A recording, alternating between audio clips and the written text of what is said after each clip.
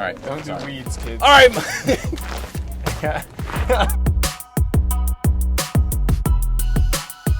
All right, Mike, we're here. Yeah. We're talking now. All right. How crazy is it that the Big Ten has some teams that are just completely like, what are you talking about? Oregon's in the Big Ten. You know, if you died, you came up, or let's say you're a time traveler, you went in the future, and all of a sudden, I guess Oregon's in the big what?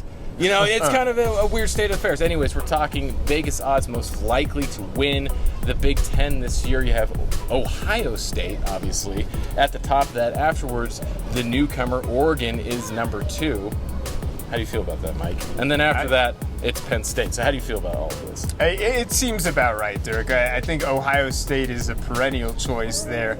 Obviously, Michigan, for years, the last couple of years had, a claim to that spot, but with losing Jim Harbaugh, there's a fair amount of transition there. Ohio State is truly like the Mount Everest in that landscape of the Big Ten. And that's not coming from someone who particularly cares for Ohio State. It's just a factual statement, right? They've been there since, I don't know, the John Cooper era.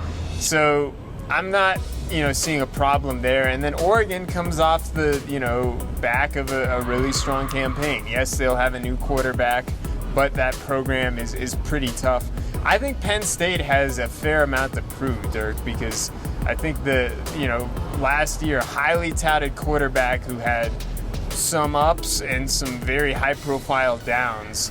I think they've got a lot to prove. Now, it's not to say he can't take the leap in year 2, but Drew Aller is probably the number 1 player in the conference with something to prove. What do you see here, Dirk? It's a big statement. Number 1 player. He's the top player with a lot of pressure and a lot to prove because he did not really live up to his much acclaimed status as a freshman. Look, I'm kind of surprised that Penn State's number 3. They lost a lot of talent on that roster, and I'm just surprised they're that high. Now, look, like you said, Ohio State's perpetually year over year up there, so is Oregon. Not too surprised with where those are going, but this is just going to be a weird year, and no one's really talking about the fact that, Jim Harbaugh, has some recruiting violations, really leaves the school in a really crap situation, and it's just celebrated in the NFL. Yeah. You just got to use the NCAA to you get paid in the NFL and move on, right? I guess that's the new secret to success, right? Cheat at college and make it to the pros. Now here's, for me, Dirk, we're going to go on some bold picks right off the bat. I'm not saying that this is going to lead to like a conference championship or a contendership, but the vegetable of the summer of 2024 is corn, and Nebraska is going to take out CU this year.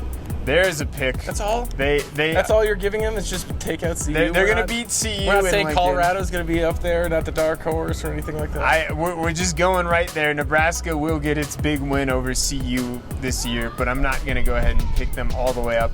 We'll see if Iowa can score more than 2 touchdowns the entire season and still somehow find their way in the conference championship.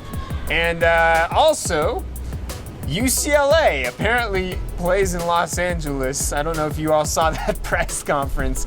Interesting start to their time in the Big Ten.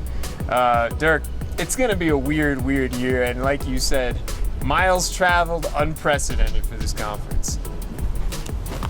Yeah, I don't know if you...